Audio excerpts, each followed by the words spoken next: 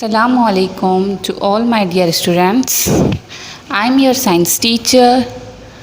So welcome to class 8. आज हम class 8 का चैप्टर नंबर 1 स्टार्ट कर रहे हैं जो कि आपके पेज नंबर 1 पर मौजूद है।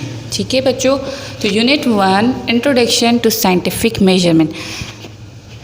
आपको इस चैप्टर में इंट्रोडक्शन दिया जाएगा कि साइंसी तरीके से जो मेजरमेंट्स ली जाती हैं, जो नाप ली जाती हैं चीज़ों की, वो किस तरह ली जाती हैं, कौन कौन से इंस्ट्रूमेंट यूज़ किए जाते हैं मेजरमेंट करने के लिए। ठीक है, तो ये है साइंटिस्ट मस्ट मेजर। साइंटिस्ट कोई भी चीज़ करते हैं किसी भी काम के लिए तो वो क्या करते हैं, वो उन चीज़ों को मेजर करते हैं।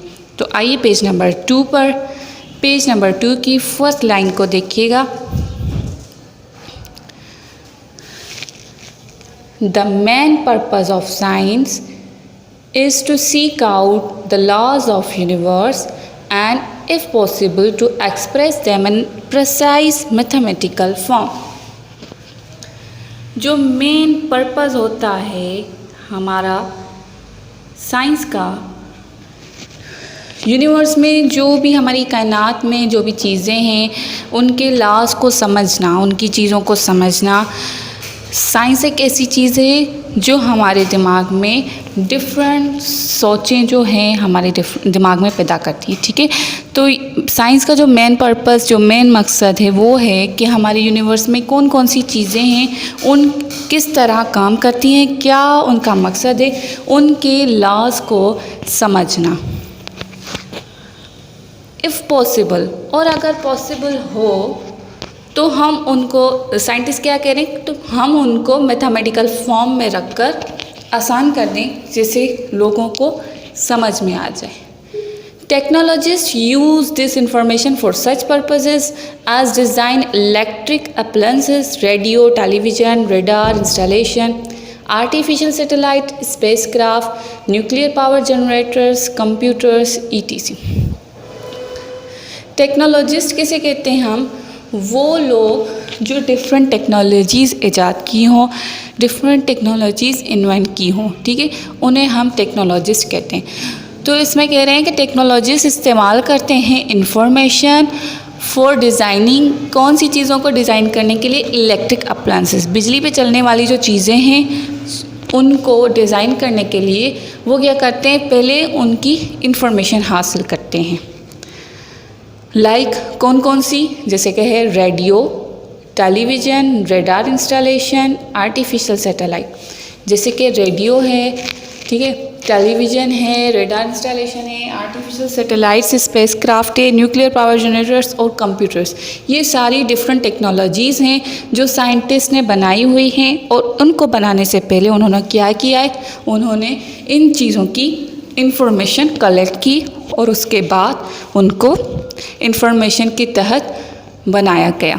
Until the end of 18th century के एंड तक, आखिर तक, the study of materials, things was treated as a single aspect of human thought। तब जब वो स्टडी करते थे किसी चीज़ की, किसी मटेरियल की, तो वो कैसे चीज़ें कि एक इंसान की वो सोच है, ठीक है, तब उनको ऐसे समझा जाता था कि ये एक इंसान की सोच है। It was called natural philosophy. तब उसको क्या कहते थे कि ये एक नेचुरल फिलोसफी है, क्योंकि इंसान जब दिमाग से सोचता है कि जाहिर सी बात है ये हमारा नेचुरल ही है, कुदरती एक अमल है जो हमारे दिमाग में डिफरेंट सोचें पैदा करता है, उसको हल करने की डिफरेंट क्वेश्चंस पैदा करता है और फिर उनको हल करने के जज्बात रखता है, तो उसको हम नेचुरल फिलोसफी कहते हैं।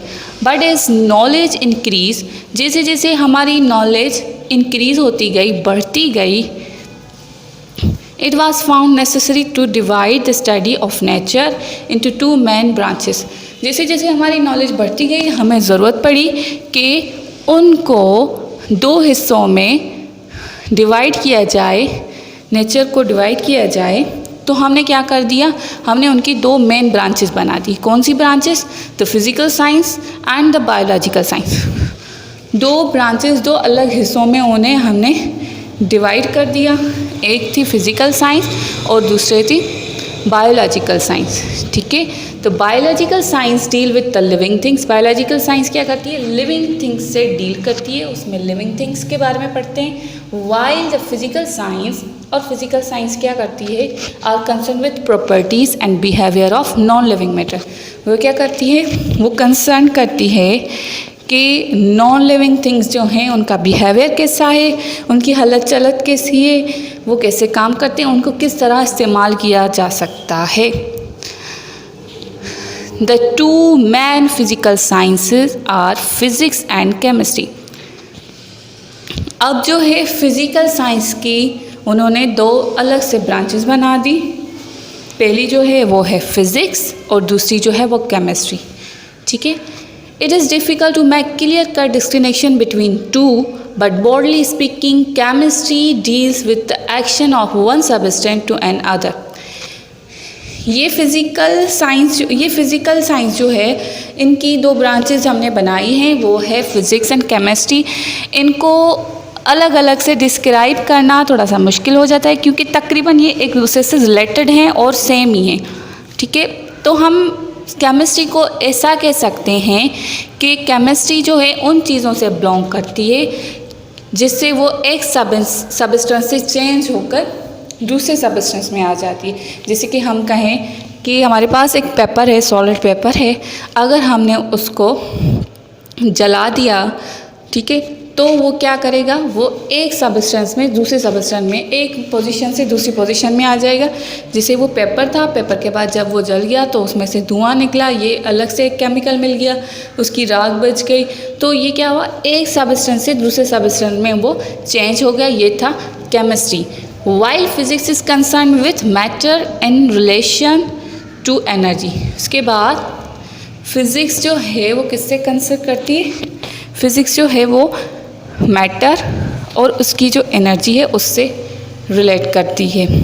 ठीक है, इसके बाद हमारा थर्ड जो पैराग्राफ है वो है all measurement in science and specifically in physics are related to three fundamental quantities of length, mass and time.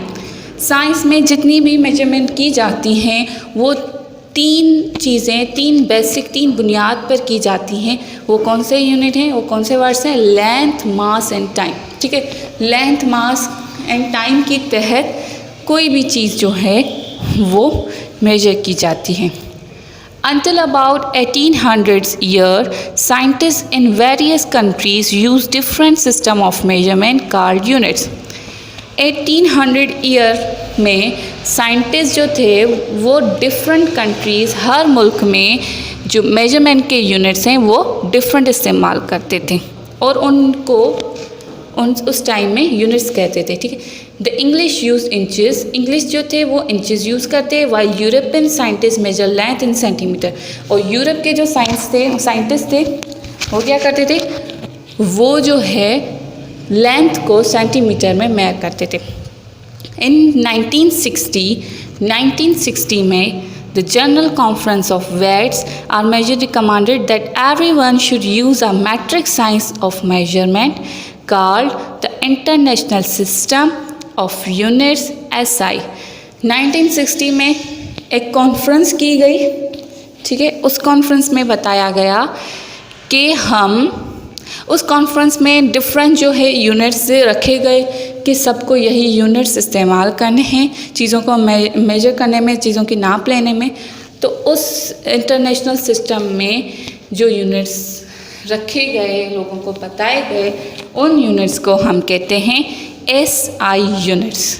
The SI units are derived from earlier MKS system, so called because of the first three basic units are the meter, M, the kilogram, kg and the second S.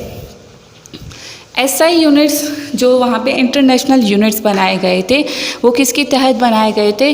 वो MKS को देखकर बनाए गए थे। ठीक है, MKS किसका short form है? M से मीटर, K से किलोग्राम एंड S से सेकंड्स को शो कर रहा है।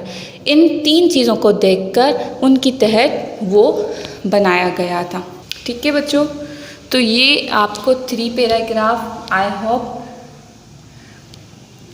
समझ में आ गए होंगे, आपको क्लियर हो गए होंगे। अगर इसमें से कोई चीज़ आपको समझ में नहीं आती तो आप मुझसे कांटेक्ट कर सकते हैं या इस लेक्चर को फिर से सुन सकते हैं। ओके, अल्लाह हाफ़िज़।